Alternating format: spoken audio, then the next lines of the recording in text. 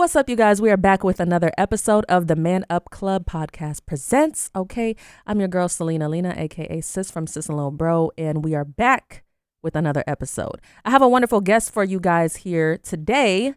We have Donnell Bratton. Say hello to the people. What up, what up, what up? How are you feeling today? I feel great. Good. The sun is out. It's beautiful. I know. That's what our last guy said. He was just like, the sun is out. When the sun comes out in Minnesota, it's just like a miracle just happened. And it puts people Right. in a much better mood than they were. Absolutely. The sun. We need the sun. That's right. That's right. So, we're gonna dive into some deep conversation here with this wonderful man in the community. He has known Mr. Dean for quite a long time, from what I know. Can you tell the people what the relationship is between you and Mr. Dean? Wow. Some know him as Mr. Dean.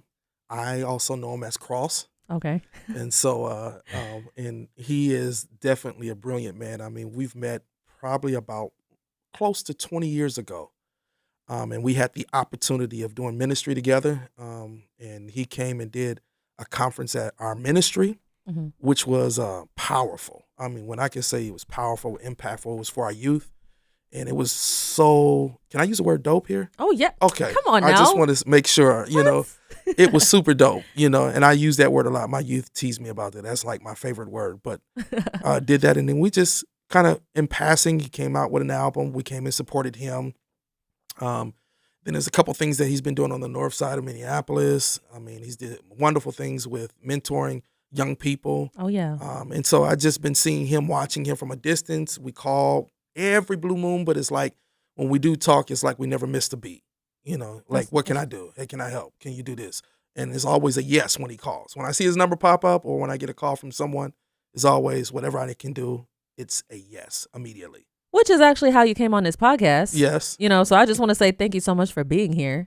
Real quick, we're going to tell the people a little bit about the mentoring organization that Mr. Dean has. This is the Man Up Club, okay? And if you do not know already, the Man Up Club is dedicated to the success of the lives of young Black men all across the nation. But specifically in Minneapolis, we do have our own clubhouse in downtown. We specialize in life skills, social skills, academic discipline, and civic responsibility. Our goals of the Man Up Club is to get these young men to graduate from high school. Once they graduate high school, we push them towards college or a trade, and then we also do our best work to keep them out of the prison pipeline altogether.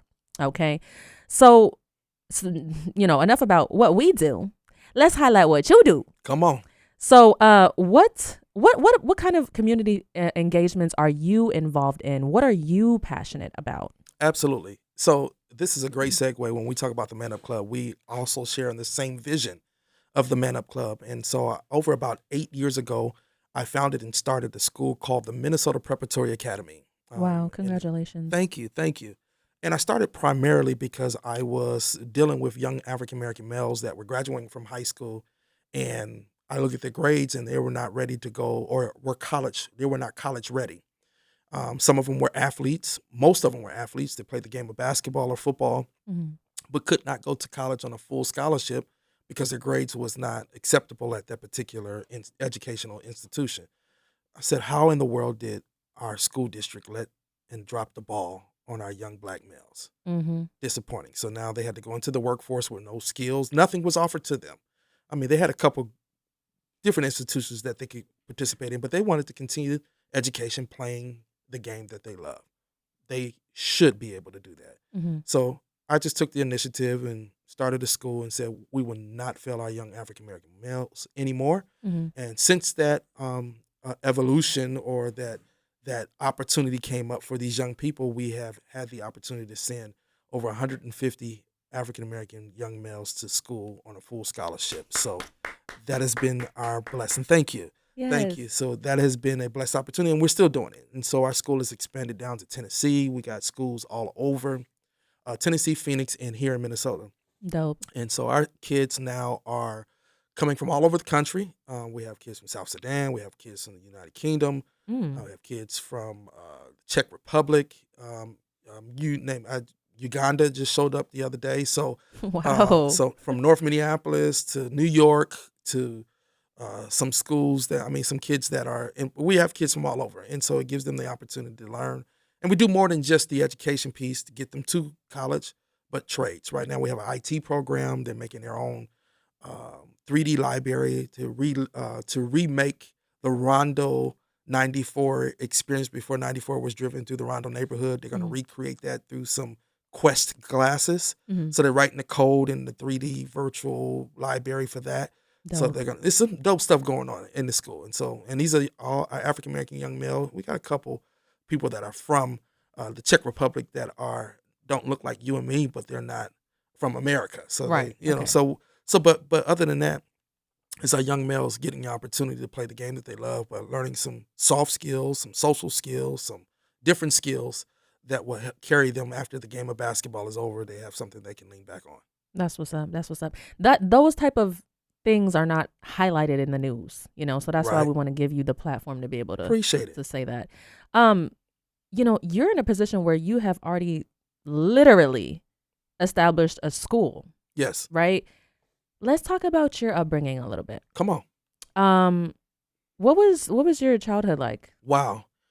That's a great question. And I don't mind. I'm very transparent about who I am and what I've been through. I'll go back as far as I can remember, but in a brief time. And I always tell this story because I think it's the hook that helps me get young people to understand that I've been your age, but you haven't been mine, that type of thing. But I'm not judgmental. And the reason why I'm not judgmental is because of my upbringing. And so I was a military kid. My dad got out of the military dishonorable discharge because he was involved with some drugs. And this is during the time where a lot of our young African-American males coming home from Vietnam War, or the Army wasn't just a good place for them at the time.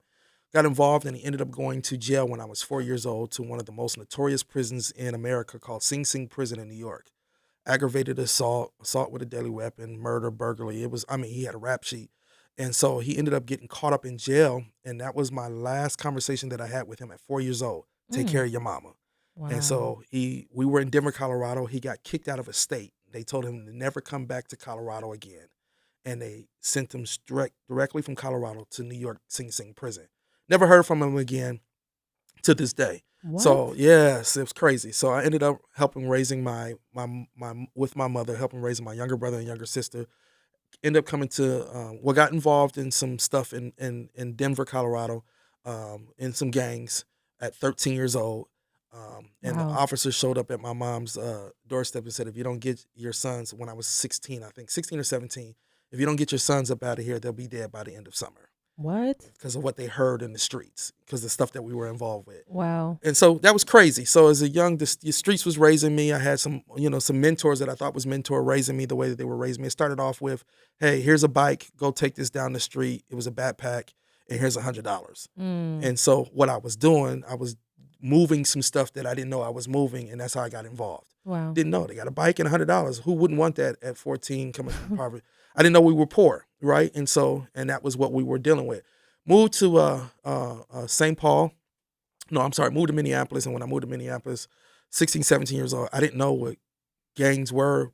It's different from where we're in Denver. Denver was like the little Compton.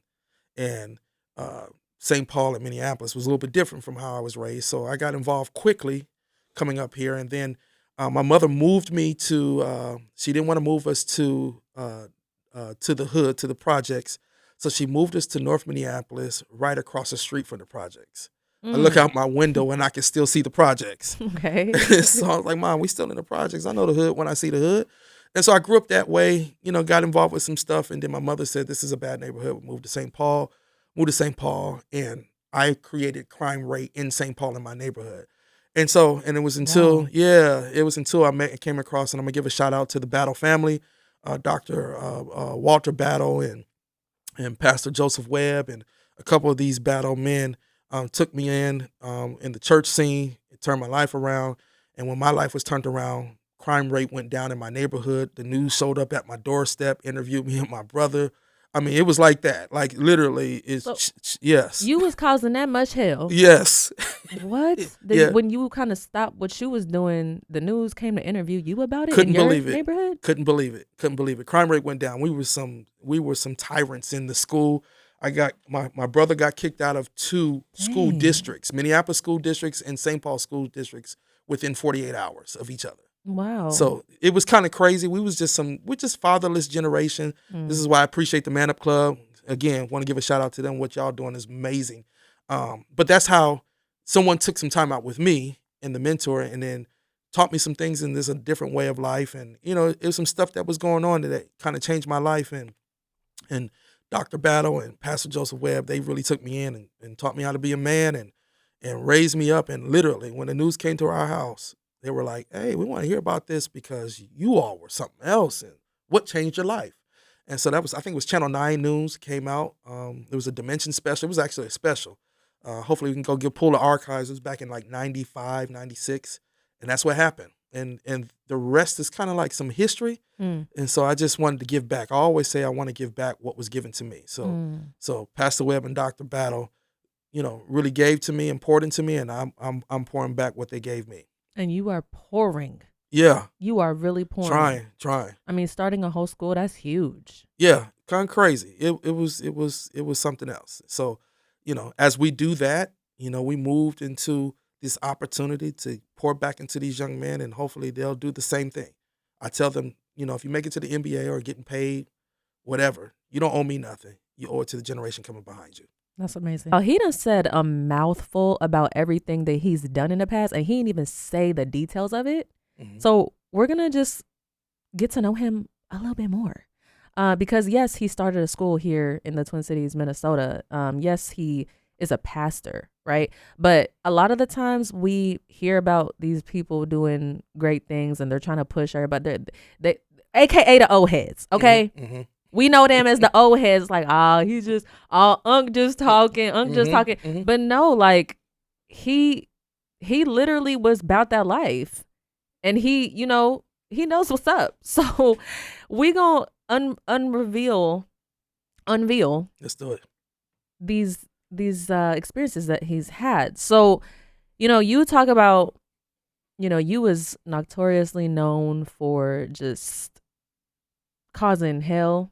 Come on. In your city and everything. So it's like, you were raised by a single mother, right? Shout out to Mom. Yes. So she was a positive influence in your life because I know that because you said that she was the one who was making the efforts to move you out of this place because she's like, no, this is too bad of a neighborhood. Like she was thinking like, I need to move my sons here. She was trying her best to take you guys out of these environments that were causing hell for you guys. So the thing is, you have this person in your life who is influencing you in a positive way. But like, what was your mindset back then? So that's interesting you say that. So I'm going to put an asterisk by my mother. I still, my mom is like, everything I know about life, I got from her. But there was some dark periods where we went into survivor mode. So my mother, even though she never gave up on us, she just put us in a position that sometimes was compromising to, that was dangerous. So I'm going to get into some deep stuff. Get into it. Into it. So my mother was in survival mode because she just couldn't take care of us like she used to or like she wants to. And so my mother was, before we moved to Denver, this is kind of how we all got caught up in the game. My mother was a neighborhood bootlegger and a dope dealer. What is a neighborhood bootlegger? I'm finna break it down. I know the dope dealer, but like, what's that? So basically, liquor stores close at a certain time, and you can't get liquor after like 9 or 10 o'clock at night. Probably 9 o'clock. Well, she was the after-hour spot where you can still come get the liquor. Okay. So when we was growing up, our house was the house. So we didn't have any furniture. She had a bar in the middle of in the living room. What? I was the runner for at 13, 14 years old. So when someone would show up at the house, go get the Crown Royal or go get this out the refrigerator, go get this out the refrigerator, go get this out the refrigerator. So I was the runner to go bring the liquor to the people. So I was the waiter in the middle of the living room. At 13? At 13, 14. That was just straight up wrong, right? So we're out here, but we were in survival mode. We didn't even know. So people were coming in. I mean, it was to the point where officers, and this is how we got caught up in, my mother was doing what she was doing, the survival. She would get caught up. And so back then, marijuana was a big thing. So my mother used to move a lot of marijuana inside of her home. So they would bust, the police would come and they were on her side. They would bust the neighborhood. Yeah, I remember this as clear as day. The Popo was on her side? Popo was on her side because they would come and get drinks with her after their shift. What? So what they would do, Like, when they confiscate some of the weed from the neighborhood dope dealer in that way, they would bring the weed that they busted the person with to the house so she can have weed to serve to her patrons. wow. So we would see all this when I was younger. My brother would go light cigarettes on the stove for some of the people that was in the. I would be going to go grab the go get a Budweiser out the refrigerator, go get this, and I would open it up, give it to him, stuff like that. So we would see all that, and I'm seeing this hustle like, yo, my mom making money. So we was doing what we was doing, and there was some people in there that I was like tripping. I seen fights. I didn't seen people it was crazy. I mean, seen people get dragged out the house because they was playing a spades game that went wrong. Dominoes. It's always spades. Yep, he smacked the table a little too hard. He was talking to his girl, got beat up, and we had to drag the dude out in the middle and leave him in the yard until he woke up the next morning. It was crazy. So that was crazy. So that's what I was seeing. But then there was outside influence. So now you got the crack epidemics. It's the 90s. Okay. So I was, if you go look at the 90s, this is when fathers were being taken out the home. And my father was one of the ones that was experienced the heroin and the crack epidemics, that mass incarceration of our black men, our black fathers. So now crack game is in here. So you're serving crack. I'm seeing it happen. It's no longer cocaine. Crack is cheap, cheaper than cocaine. Is infecting and impacting all of these neighborhoods of color. So this is what I'm seeing. I'm selling dope, 15, 16 years old. So while mom is doing the bootlegging and we're in Minnesota, she's in the front, she getting her life together, but in the back door, I'm serving right out the back door. Dang. Mama didn't know. So mama in church now. So I'm still, hey, mom, you the hustle, the game, you taught. So this is what we doing. So I'm serving dope out the back. My brother gang banging. I'm doing what I'm doing. And my mother says, hey, we can't keep doing this. You need to change your life. So if you big and bad and get away with me, but you ain't bad enough to get away with God. That scared me so bad. I was like, well, who was this God you talking about? King Kong ain't got nothing. I'm like that. King Kong ain't got nothing. So I'm tripping. Like, mom, who you think you are? Like, you know what I mean? Wow. So and that's kind of how it was evolving. So, and I mean, I had my first car when I was 16, no license.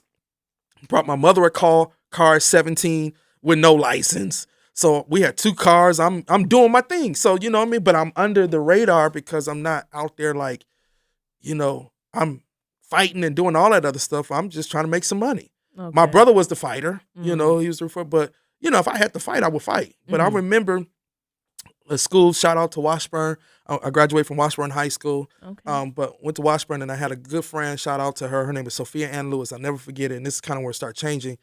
She was over in North Minneapolis on Glendale, sitting in the car waiting for a cab, and 2 people rolled up on the side of her and shot her and her boyfriend. And that was the first time at 17 years old that I experienced a young person dying that I knew at the hand of gun violence. Oh. First funeral I went to, I can remember to clear as day. She's laying in the casket, got an all-guest outfit on with a bandana on her head because the bullet holes that they had to cover, you can see the bullet holes through her hands because it was sawed-off shotguns.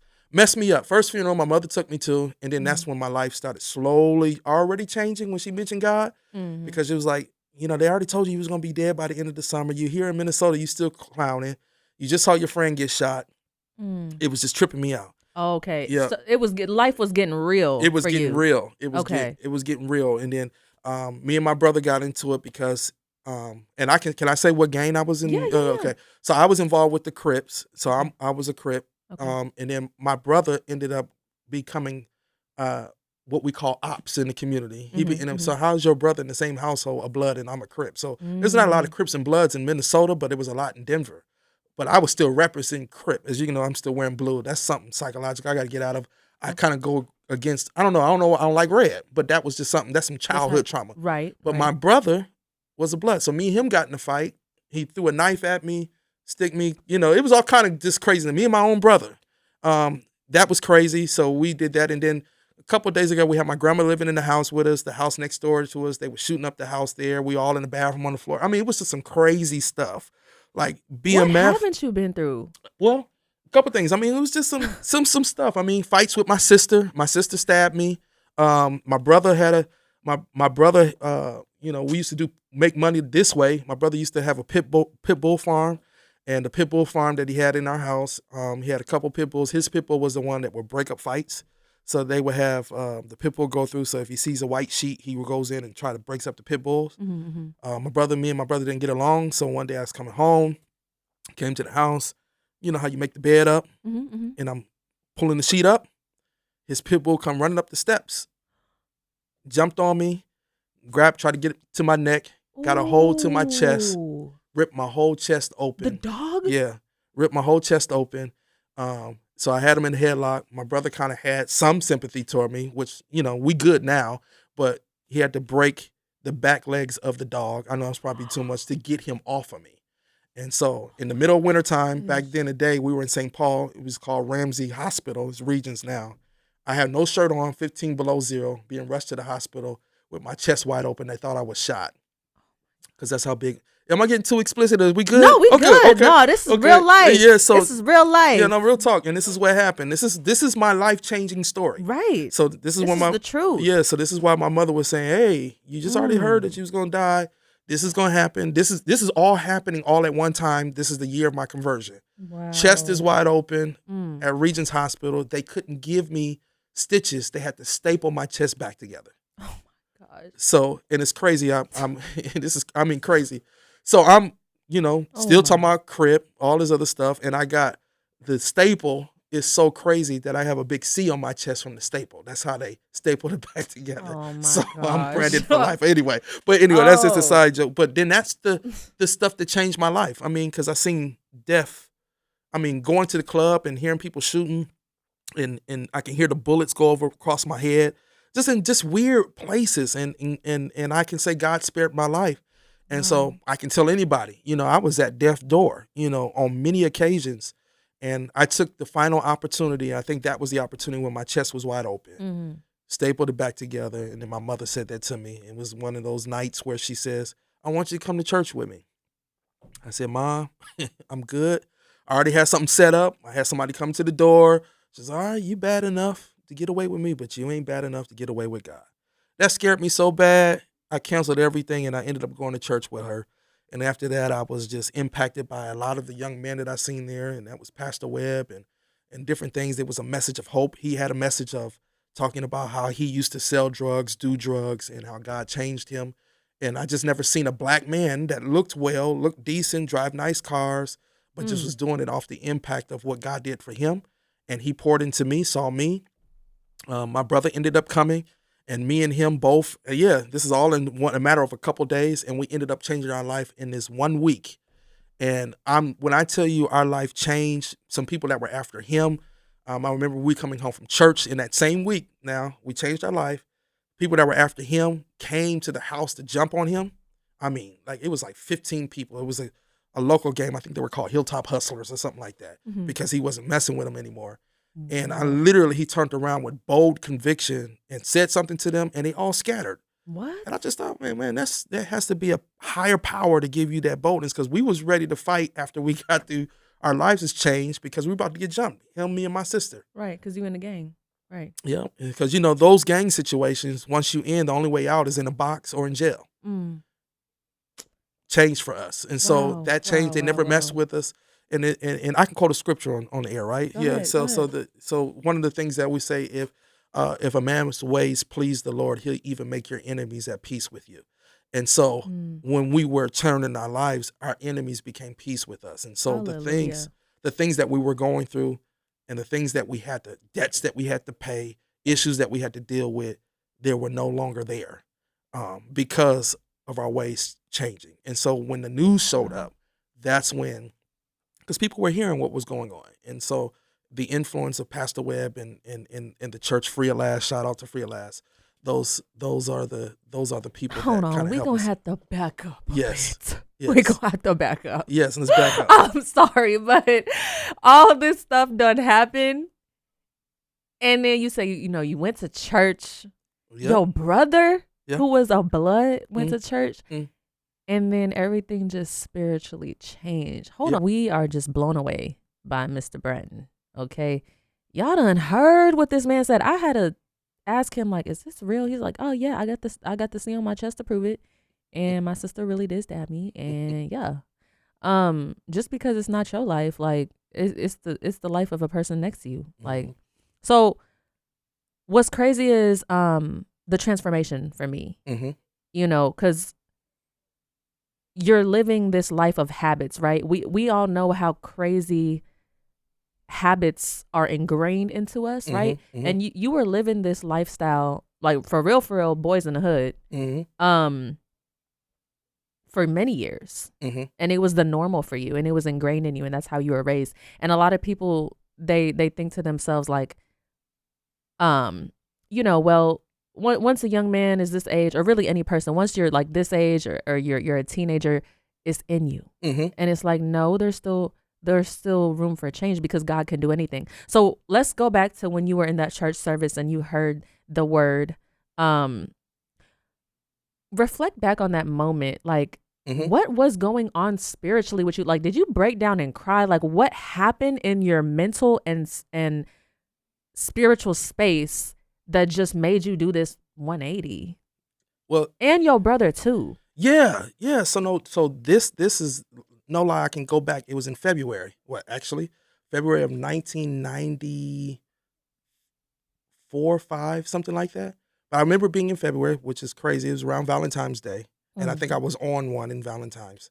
So my brother was already going to church because my mom asked him, and I wasn't going. And so when I got there, my brother was literally at the front of the church, hands lifted, crying. Oh, And I'm like, wow. this thug? So, Right. because he was already, he was I'll put it this way. He was like you mentioned Boys in the Hood in that era of the 90s movies. I love that. But he was like the Debo. He was like the one that put your stuff up when he shows up. Right. Or you just didn't call him. If he was called to a fight, he's clearing it out. He was the one that was just, you didn't want to get in a fight with. Either if he lost a fight, he's coming back with guns blazing. That's just him.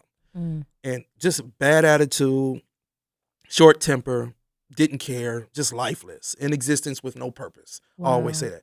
So when I seen him, but then you felt the power of God in the room, but it wasn't just him. It was other people that had different vices, that had, some people I knew in the hood that was in there. And it was just one of those powerful spiritual encounters that it was undeniable. Like, if I didn't know that God wasn't, that if I felt like God wasn't real at that moment, it just changed my mind about who God is by just experiencing the presence of God and the atmosphere that was in that room. So I seen men that were crying, and I didn't understand why they were crying. I seen people that were worshiping God, and I'm like, okay, what is this? But then you can feel it. And I'm like, yo, my brother. Right. is And up you here. know your brother. Yeah. And so I'm there, I'm touched, but I'm more emotional about what's happening to him. So our relationship was kind of healed because of what I saw. And so the next night I came back because my mom, hey, come back again. They having another night. It was a revival. I come back again, but I noticed when my brother came home, his whole life was different. Like, he cleaned up the whole house. He was doing this. His whole behavior, his nature changed. He put a suit on. And I'm like, man, what happened to the khakis and the Cortez and the flannel, right? So he got a suit on. He's dressing up. He's doing all this kind of stuff. So his whole behavior and nature has changed. His vibe. Right. His aura. Right. Yeah. So all of that, his presence, he was nice. It was just who is this dude? So that was the drawing piece. Then my sister wanted to come to church. And so we were all at church. I'm at church, and then that song, if anybody knows, in the old African-American church, it says, I went to a meeting one night, and my soul wasn't right, and something got a hold of me. Well, yeah, that was me. So I went to the meeting, and something got a hold to me. I started crying, fell out the power of God, and I'm telling you, it was life-changing then. And so it was an experience, and it was an encounter with God, and I knew God was real. And so when that happened, my life changed.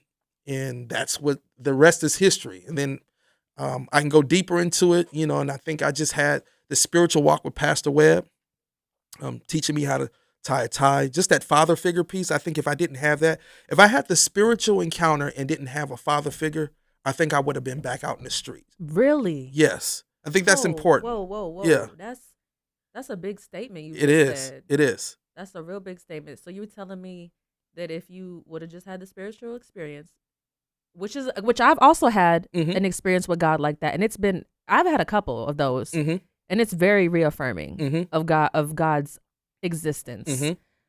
But you're saying if you didn't have that father figure to guide you and lead you, you'd probably end up back in the street life? Absolutely. Wow. Yeah, That just highlights the importance of having that strong male black figure. Absolutely. That is the piece. Because I always referencing him, because here's the piece. I think for me, as you can tell from my story, you didn't hear me say anything about a male being there to mentor me through my challenging times. Right, no. It was when I got into church. But when I heard his testimony of him being strung out on drugs and being a young man dealing with drugs and pimping women and doing all this other stuff. I mean, he had almost the same similar situation. He had a father and mother in the home, but he was just strung out and stuff. And remind you, he's the same age as my biological father. So there was a void there. Him hearing his testimony, I'm like, oh, he get it. You know what I've been through. So in my mind, I'm like, yeah, that's what's up. But then, he's having also a spiritual encounter like I am, but yet telling me this is my testimony, and if God can do it for me, he can do it for you. I was 17 and 18 when I made that transition. I'm 17, 18 sitting in his church, and he's telling me about his transition, him being a 40-something-year-old man. And I'm like, oh, yeah, that's what's up. But then afterwards, when he saw that, he was drawn to me. I was drawn to him, and I would be at his house. I mean, washing his cars, doing all kind of stuff, being with him. And he will always tell me, hey, don't do that. I mean, he was hard on me. And so, but he knew what I needed. And so me being in that position with him, it kept me from being called back out to the streets, because I'm delivered, but my money's funny now. So now I got to go work. Okay, right. And go to school. Because listen, Come on. Just because you have this spiritual relationship, that don't mean it's going to fix your finances. Now, it should, but here's the thing about it, is faith without works is dead. Come on, sis. Faith without works is dead. So you could be praying, oh God, I pray that, my financial situation would be at a point where I'm not stressing about finances anymore and I'm operating in abundance. But if you ain't save your money to Come on. go into a high yield savings account, or you haven't educated yourself about what that is, or you don't have an emergency fund, then God gave us hands for a reason. Yes. God gave us a mind for a reason to utilize what we have, to be able to work for ourselves and see the fruits of our labor. Yes. So yeah, go ahead. Yeah. And then that was the piece. I mean, he introduced me to Dr. Walter Battle, which is his uncle. He took me under his wing, taught me about finances, literacy, and he had his own businesses. He had a whole lot of stuff going on, and I'm like, man, this is powerful. I ain't got to worry about looking over my shoulder, And so I had to go get a job, but they encouraged me, hang on in there. It's going to be all right. So I can remember this is going to trip a lot of people out. I remember my first job really working at Wendy's. When they told me how much I was making an hour, y'all going to probably look at me crazy. $2.95 an hour.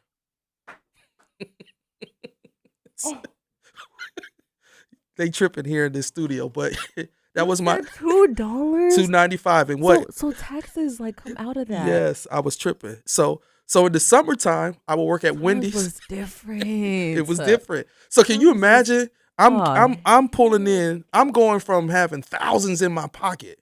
Oh, right, because of the drug money. Because of the money that comes from the lifestyle. Come on, I had two cars. That's crazy. You said you had two cars, Two cars. I had a Delta 88, wow. And I had my mother. I brought my mother a car, so we had cars. So I'm struggling. $2.95 an hour at Wendy's in the summertime, and then I would get off my shift and go work. It's Monday through Friday. Go to McDonald's, and they gave me a raise for $3.05 an hour. And then on the weekends, I would work at Ponderosa, bussing dishes for $3.35 an hour, just to kind of just make it work, right? So now I'm going through this transformation mentally, But I had mentors to support me and say, hey, don't do it. Because I had people show up and say, hey, man, here's a pack. Go ahead and this $1,500. Or this, here's an 8 ball. I mean, I'm talking drug term, but here's an 8 ball. You can flip this and you could do this, and you back in the game. It was many opportunities to do it, but I didn't do it. You didn't fold not one time? No, I couldn't. I couldn't do it. How though? Like, Because me and my cousin had this conversation about how easy it is for young Black men. It was the men. The men were there. It was the men that was there that was telling you don't do that? Don't. Because I was transparent. They let me be judgmental. Now, did I make mistakes? Oh, I made a whole lot of mistakes. Oh, I made some mistakes. But getting back into the drug game, it was hard. Because money talks. It does. Money talks real loud. It does. It does. I mean, and I think right when I was at my breaking point where I could have done it, I think it was just me seeing someone would show up at the right time. It was a divine moment. Like I would get a call and say, hey, I got this. And they were giving me they were going to give me the dope. I didn't have to put no money up or nothing. Here you go. We'll give you. And it was like divine moments. I had a friend that I used to run with, and we were supposed to go pick something up. And what ended up happening, he got caught up and pulled over by the police, ended up going to jail. And I was supposed to be with him that night. Same thing with my brother. Oh. They were supposed to go rob a funeral home. It was something crazy, something stupid, what? Something dumb, embalming fluid, something dumb. They ended up he didn't go that night. They ended up going to jail. So those are divine moments that showed up in my life that didn't allow me to, don't do it. Mr. Donnell. Yes. We've been so into your story that we almost missed the Man Up Minute. Oh, wow. He's like, oh, wow. Okay. Yeah, the Man Up Minute, it's where we highlight an aspect of the Man Up Club pledge. Okay. There's certain values that we hold our young men to and certain statements that we hold them accountable to. So for today's Man Up Minute, it is, I will not embarrass myself, my family, or my community. Mm-hmm. I chose this one because it's so relatable to your story. Because you went from embarrassing yourself, embarrassing your community, embarrassing your family and what you were doing and what you were representing, to now honoring your name, honoring your family, honoring your community. That is a beautiful thing. When you hear, I will not embarrass myself, my family, or community, what comes to mind? I think for me, I'm a fan of the underdog, the story of the unsung hero, the person that took the failure or had went into failure and triumphed in their failures and became victorious. So when I think about embarrassment, sometimes people can't come back from embarrassment because of the state of fear. And I think everything that has a fruit has a root. And the root of some of the embarrassment of not coming out of the embarrassment is because of the fear. And if I was to encourage any young man or anyone, it's by a motivational quote that has got me through my fear. And it is this: I'd rather be motivated by the possibility of success instead of the fear of failure. And I think one of the things that we struggle with is the fear to fail. And failure is not embarrassment. Failure is just an opportunity for you to get back up again and look back and say, that was a situation that I was in for someone else not to experience what I went through. And so if you're going to fall, I say don't fall backwards, fall forward. And if you fall forward, it's easy to get up on your feet because the quickest way to your feet is on your knees. It's hard to get up on your back. But if you fall forward, you can get up quicker. And I think that's the piece. We're going to fail. And you shouldn't be afraid to fall. There's a scripture in the Bible that says all have sinned and came short. We all going to come up short. And if that is the scripture, and it is inevitable. We're going to fail. Period. So just come to terms with it now. Come to terms with it now. And just know that if you have, as me, after what have I experienced and the things that I've experienced, close to death's door, should be in jail, all of those testimonies that you hear people say, real life for me is that he's given me another chance. And as long as I got breath in my body, if I can make it like it was told to me, to all the YNs out there, you can come out of that. There's a place for you that I believe that if you make up your mind and if your heart really wants to be out the game, God will make an opportunity for you to escape. I just believe that. The opportunity presents itself to me, and I took advantage of it.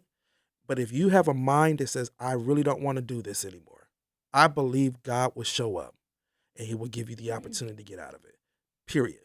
But what happens with us in the church, and I don't want to cancel everything I said, in the body of Christ or in communities of color, I'm going to pray, and I've been praying for our young men to have the same support, that after you make that transition and that way out, that there is a way in to keep you in, such as the Man Up Club. So don't be embarrassed.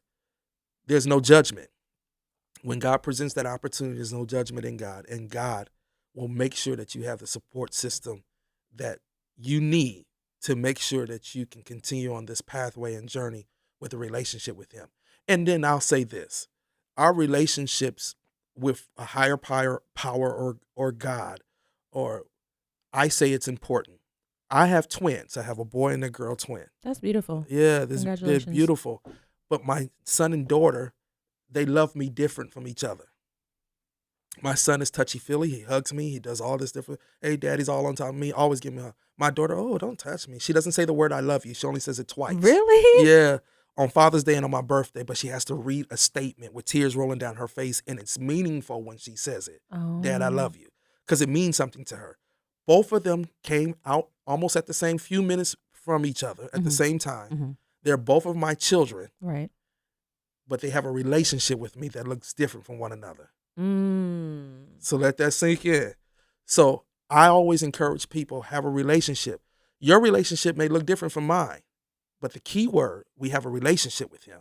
And so what happens in the body of Christ, we tend to make my relationship should be the same as everybody else's. That's the truth. And that's what's wrong with us, y'all. Go ahead. Yep. And it makes it have nothing wrong with religion. Right. But religion has sometimes canceled the relationship with God. And, that's true. And I preach and teach relationship because your journey may be different. My journey is definitely different from somebody else's. So what I need from Pastor Webb, you may not need from Pastor Webb, right? Mm-hmm. But we want to create opportunities for people to work out a relationship with their God. And so like my daughter, I'm only going to tell you love you twice, Dad. My son, I'm going to tell you love you every time I talk to you. That's me too. But they're both my children, and I am their father. That's a beautiful thing. Thank you for sharing that. You are really God's mouthpiece. Really? Yes. Wow. Yes. Thank you. You are, because you're welcome, because there's so much healing, and it is backed by your story. Wow. And your story is real. Wow. Very real. It's similar to Job. Wow. I'm so serious, because like you can just see God all over it, and like you don't live, you've never lived this cookie cutter lifestyle, and just the odds of you making it out, having your chest split open, and you haven't even told me everything. Like there's, this podcast is only in the segments that we only have 13 minutes. And like in that time, it's just like, wow, like your life is so different from mine. You've experienced so much, but it's like, I know for a fact that your story and what you've been through resonates deep with a lot of people out here. And you're really a walking testimony. I mean, to go from that to what you're doing now. Yes. I keep on bringing up the fact that you started this school, and that's just one of the things, but that's just so amazing. Like a school, come on now, like that's a whole bunch of people that he's affecting. Mm-hmm. And oh my gosh, it's just like, wow, I feel like I can do anything. Oh, Like, absolutely. it's just like, just looking at your story, it's like, okay, you came from that and like you're doing all this. It's like there's no reason that I should not be successful and reach the highest of heights. Mm-hmm. There's like, God really can do anything. Mm-hmm. And you can do all things with him. Yeah. That is, God does things, and I say this statement is another. I use a lot of statements, but what God did for me doesn't make sense to smart people. Mm. So I look at all of our testimonies, what education can get you through some doors, but God can get you through all doors. That's a fact. Yeah. So some people say, well, one day you're going to be a millionaire. I'm like, yeah, that's cool, but I'd rather be a favournaire, have God's favor. So instead of spending $1 million on a Lear jet, how about I find favor with the person that created the Lear jet and says, I want to give it to you. Give the $1 million to impact the youth. Wow. That's favor, right? Right. So that's what I'm looking for, is the favor of God more than anything. So at the end of the day, you can do anything, but most of all, as I say to young men, stay in the fog, the favor of God. If you can stay in the favor of God, man, God can. I've been in places, maybe we'll come back on another segment where, Kanye, this talking about, yay, I've been to when we started the school. I helped started his school. Oh, for real? Yeah, man. I've been we're going to have to bring you back. Came to California, been to his church services, all that kind of stuff. Called me on the phone while he was sitting on the toilet singing to me. It was all kind. I got pictures. Yay. I got pictures, all that kind of stuff. Had an opportunity to minister to him, all that stuff. Wow. So for our young men, and so Rob Dillingham, shout out to him that plays for the Timberwolves. He played his first time at the Target Center because of what we did with the schools. Wow. So, yep. So all kind of stuff. Yeah, I got some testimonies behind that. That's what we're gonna have to bring you back for sure. Let's do it. Yeah. This. Go ahead. Thank you. Oh. I want to say thank you. Man up, y'all. You did a wonderful job interviewing me. You asked some tough questions. That's great. Thank you. That's a good thing. I be doing my thing. I try now. You did it. No, but I thank you for just having the vulnerability to come on here and just share so much. Yes. And I just want to say, like, the visual that I'm getting from having you as a guest is like, we have just watched this rose that kind of has, died and lost its color. And as he's continued to speak on his story, you just see how this dead flower just comes to life and is just blooming so brightly. Like, that's how I see it. So just continue to prosper. Appreciate it. Thank you so much. Thank you so much, Mr. Donnell. Okay. This has been a wonderful episode of the Man Up Club podcast presents on Holy Culture Radio. Tune in with us next time.